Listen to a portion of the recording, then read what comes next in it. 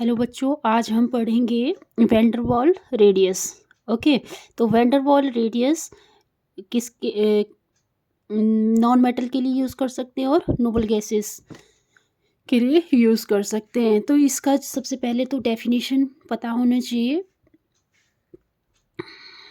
Definition क्या है इसकी? It is half of the distance between the nuclei of two non-bonded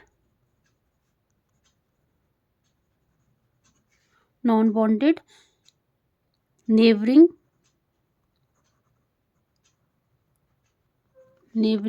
atoms of two adjacent molecules। तो क्या है ये वैन डर वाल रेडियस? कैसे डिफाइन कर सकते हैं इसको?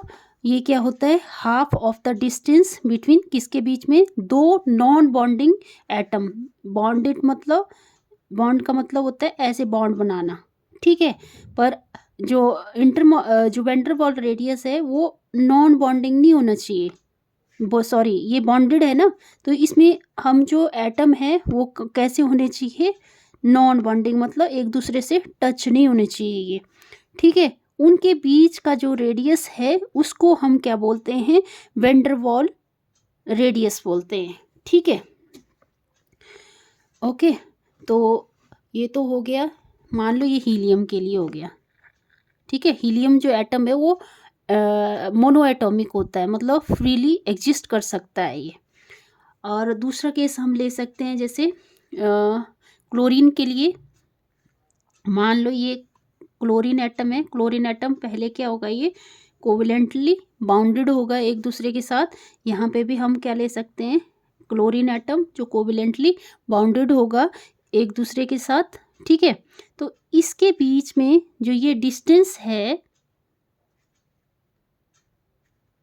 यहाँ से यहाँ के बीच में जो ये क्लोरीन और ये क्लोरीन मॉलिक्यूल्स आ गया, तो इसके बीच का जो ये डिस्टेंस है इसको बोलेंगे हम वैन डर वाल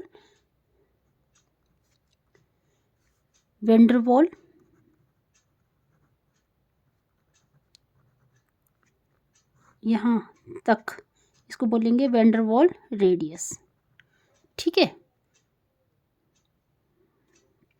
तो क्लोरीन के लिए अगर हम कोवेलेंट रेडियस निकालें तो कोवेलेंट रेडियस क्लोरीन के लिए आता है 198, पर इसका हाफ कर देंगे तो क्या आ जाएगा? वो आएगा रेडियस 99 पिकोमीटर, ठीक है। और अब ये दो क्लोरीन एटम हैं। जब दो क्लोरीन एटम को एक दूसरे के साथ क्या करते हैं? नॉन बॉन्डिंग एटम है, इनके बीच का अगर हमने डिस्टेंस निकालना है तो हम कैसे निकालेंगे? एक क्लोरीन एटम इस साइड को और एक क्लोरीन एटम इस साइड को लेंगे, और उसके बीच का जो डिस्टेंस है उसको बोलेंगे हम वैन डर वाल रेडियस। तो ये टोटल डिस्टेंस यहाँ से यहाँ के बीच में कितना आ जाता है? 360 पिकोमीटर। ये एक्सपेरिमेंटली डिस्कवर्ड हैं, ये इसके बीच में जो लेंथ है, ठीक है। तो ये क्या है? इसके बीच में आया, और ये तो मतलब ये पूरा क्या आया? पूरा एटम आया। ये डायमीटर निकाला हमने। इसका रेडियस कैसे निकालें? इसका रेडियस निकालते हाफ करके 360/2। तो कितना आ जाएगा van der Waals radius? 180 picometre. Okay, I hope आपको समझ आया होगा ये। फिर है नेक्स्ट हमारा metallic radius. Metallic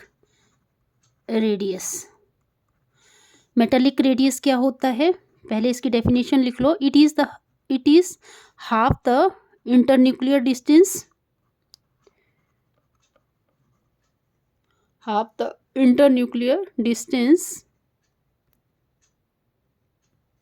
between the nuclei of two atoms in the metallic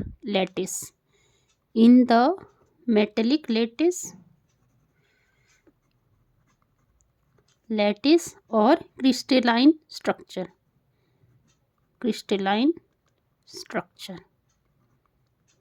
ठीक है, तो मेटालिक रेडियस क्या हुआ, half of the internuclear distance between the nuclei of two atoms in a metallic lattice. अब जो मेटल है, metal तो एक दूसरे के साथ टच करेंगे, वो एक दूसरे के बीच में थोड़ी जाएंगे, वो ऐसे टच करेंगे। ठीक है, ये क्या हुआ, दो मेटल्स हुए, दो मेटल्स में हम ले सकते हैं, जैसे मान लो ये सॉलिड सोडियम और ये सोडियम आ गया, इसके बीच का जो डिस्टेंस है, ठीक है, और इसका फॉर्मूला पता ही है आपको, जो एटॉमिक रेडियस फॉर मेटल्स के लिए हम निकालते हैं, डी दो मेटल के लिए mm/½ कर देते हैं इसका, सेम वैसे ही है ये एटॉमिक रेडियस। तो ये एटॉमिक रेडियस कितना आ जाएगा, सोडियम के लिए 180 पिकोमीटर। ठीक है,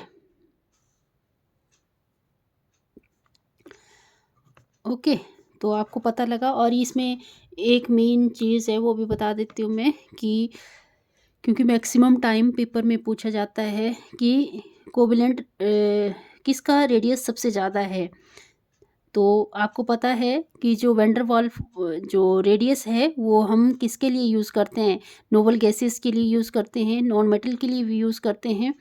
तो सबसे ज़्यादा, क्योंकि जो वैंडरवाल रेडियस है मतलब उसमें एटम एक दूसरे से दूर रहते हैं, तो जो वैंडरवाल रेडियस है, वैंडरवाल रेडियस किसके लिए, वैंडरवाल रेडियस सबसे ज़्यादा होता है। फिर उसके बाद मेटालिक रेडियस, मेटालिक रेडियस में ऐसे एटम एक दूसरे के साथ टच होते हैं, तो मेटालिक रेडियस इससे कम आया। और सबसे कम किसका आएगा, कोवेलेंट रेडियस, कोवेलेंट रेडियस में जो एटम है एक दूसरे के साथ क्या हो जाते हैं, इन्वॉल्व हो जाते हैं, मतलब इसके बीच में घुस जाते हैं वो। ठीक है, तो ये जो कोवेलेंट रेडियस है, कोवेलेंट रेडियस सबसे थोड़ा आता है। ठीक है, आई होप आपको समझ आया ये टॉपिक। अगर समझ आया तो प्लीज़ चैनल को लाइक करें, सब्सक्राइब करें। Thanks a lot.